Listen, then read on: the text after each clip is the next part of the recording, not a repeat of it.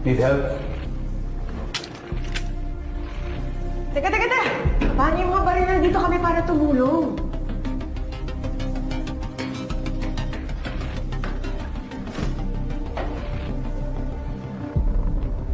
Guys, hindi na rin tatabang yung baril niyo yan.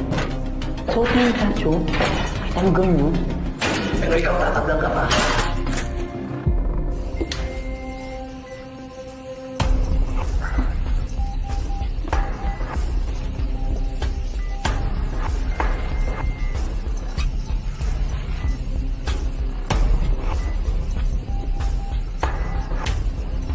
Ayusin mo na si Crystal.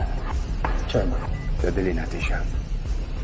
Chairman, parating na sila Onyx. Sa kalagayan nyo na yan, wala tayong laban sa kanila. Nandito na lahat ng dugo ng kailangan mo. Hindi nyo siya kailangan.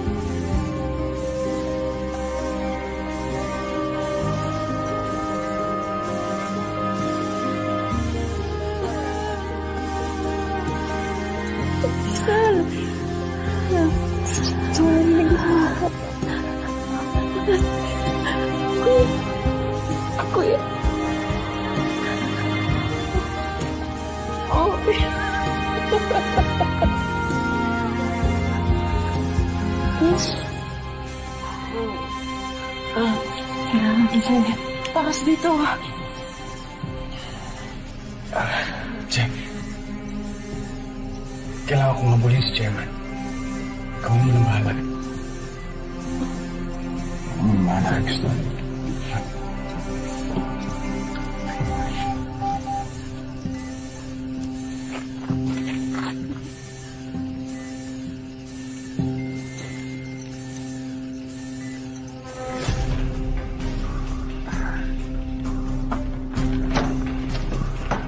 Maestro! Nandun. Nandun sila! Nandun sila. Sir. Sabi niya susuko siya.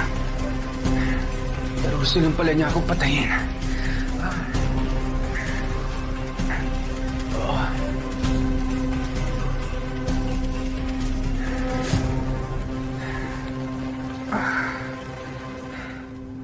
Wala na si Chairman. Nakatakas siya.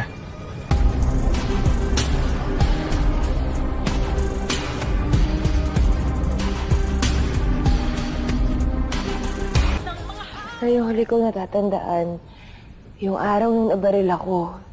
Tapos pagising ko, nandun ako sa facility na yun. Alam mo, akala talaga namin patay ka na. Ang hindi ko maintindihan, kung paano ka nailigtas sa Chairman. Crystal, sinabi sa amin sa ospital na wala ka na. You know what? I don't think we'll ever find the answer for that question. But one thing's for sure. May kailangan sa'yo si Chairman kaya kanya binuhay. Kinukuhanan niya ako ng dugo eh. Bakit niya ginawa yun? Dugo ng itinakda. Para makontrol niyang mga hiyas. Kami lang ng mga nakatakdang nakakagamit ng mga hiyas. Kaya kung nananalaytay sa kanyang dugo ni Crystal, ibig sabihin, magagamit na rin niya yung powers ng hiyas. Hoy, anong gagawin natin? Huwag mo naman naisipin yun. Ang importante, safe ka. Hindi lang yun. Crystal, we've gathered all your test results from the facility kung saan ka namin nakuha. In remission na yung cancer mo. Gumana lahat ng experimental drug na ginamit nila sa'yo. Magaling ka na. Nasaan ang apo ko? Lola! Huwag kang tumaya, di mo pa kaya. Ate, kaya ko.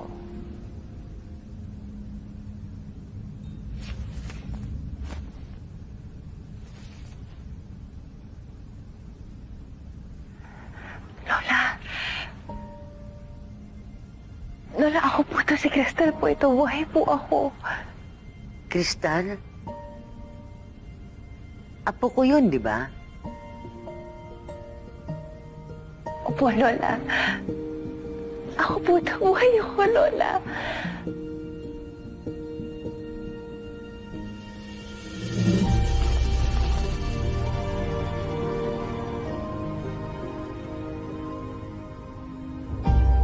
Click the subscribe button to watch the video. Click the subscribe button to watch the video. Click the subscribe button to watch the video. Click the subscribe button to watch the video. Click the subscribe button to watch the video. Click the subscribe button to watch the video. Click the subscribe button to watch the video. Ilang linggo na ang nakaraan. Makikita sa video ang kakaibang lakas ng lalaking sumira ng pintong bakal. Pinaniniwala ang suot niya ang napabalitang nawawalang alahas ng pre-colonial queen na si Hara Urduha. Hindi tinukoy ng mga pulis kung sino ang nasabing lalaki. See? Sabi ko na eh. Tama ako.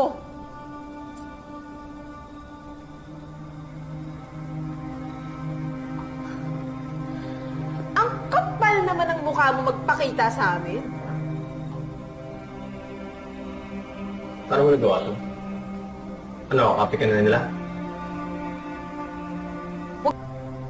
Onyx, may kapatid din ako kaya alam ko kung ano pinanggagalingan. Pero sana, huwag mo na kaming pagsinungalingan ulit. Makako ka na hindi na mangyayari to.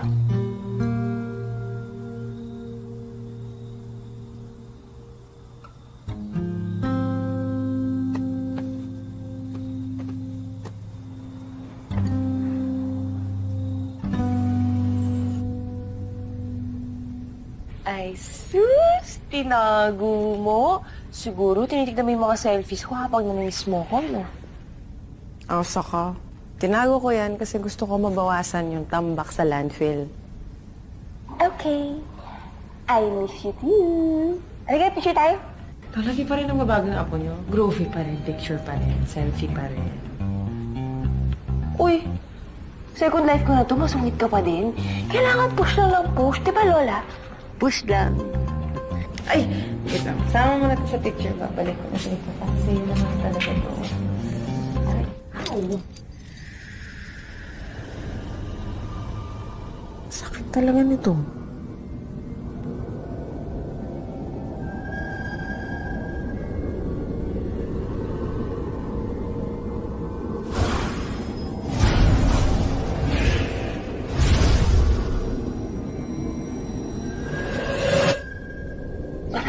Ano nangyayari? Okay ka lang po ba? May masakit ba, Lola? Naalala ko na ang kwintas. Anong kwentas, Lola? Ang kwintas ni Hara Urduha. Saan, Lola? Saan niyo po nakita? Ewan ko, hindi ko alam eh. Pero parang nasa loob ng kahoy. Bang, tandaan pa. Sige pa, Lola. Saan po? Ano ba po nakita niyo, Lola, bukod sa kwentas? Si Iris. Nakita ko ang larawan naming dalawa. Ate, sa luma naming bahay. Doon may picture si Lola at si Mama.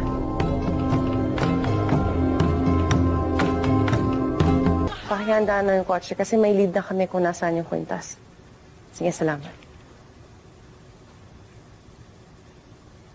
So all this time, baka nasa bahay lang yung kwintas?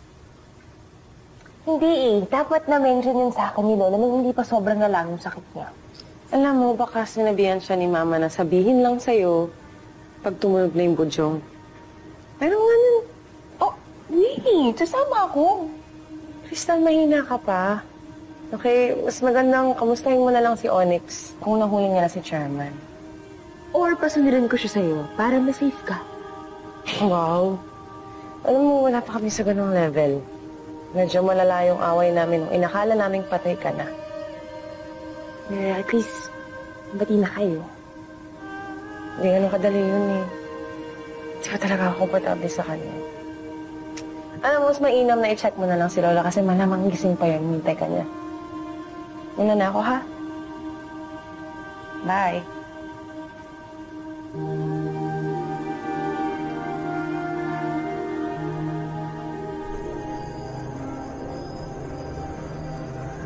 Makinig kayo sa akin! Ito ang gabi ng pagtutuos!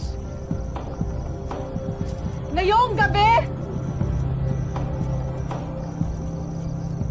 dadanak ang dugo!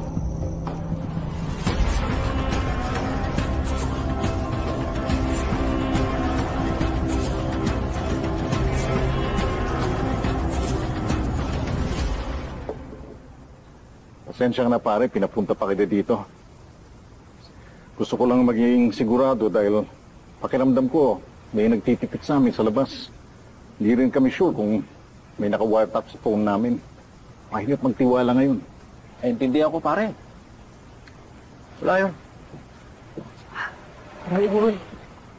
Thank you.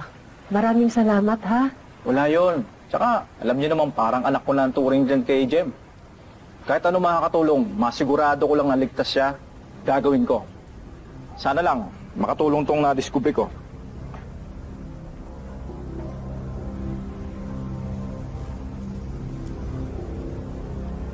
Check namin ang dashcam footage ng paligid ng bahay ni Crystal Posadas. At may nakita kaming hindi nakita noong preliminary investigation. Nahagip ang mukha ng isa sa mga Black Crows. Hindi ba isa siya sa mga bounty hunters? Si Valencia!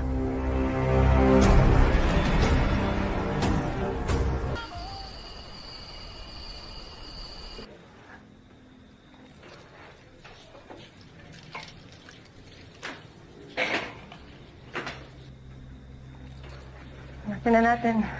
Check ko dito. Ako dito.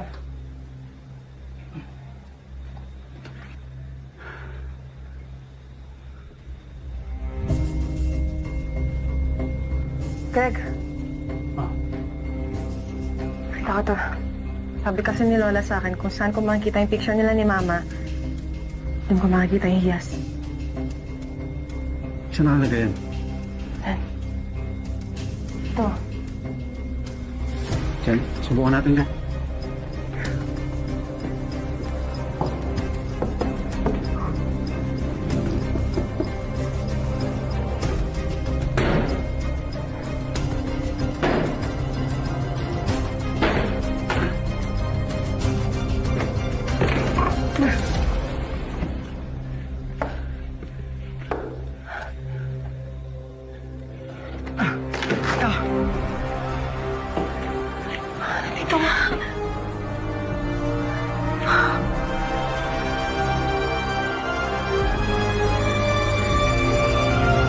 Ano't nagawa mo to sa sarili mong kapatid? Ako'y nagtiis, naghintay at nanood sa iyong pamumuno. Ngunit salamat sa aking kaibigan, nagkaroon ako ng lakas ng loob at pag-asa na ika'y kalabanin ko. Para sa Tawalisi! Minsan nang natalo ang ating lahi.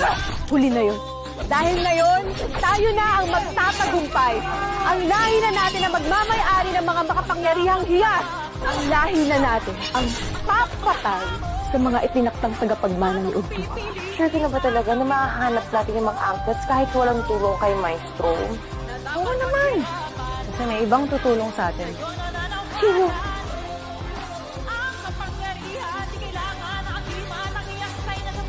Kuya?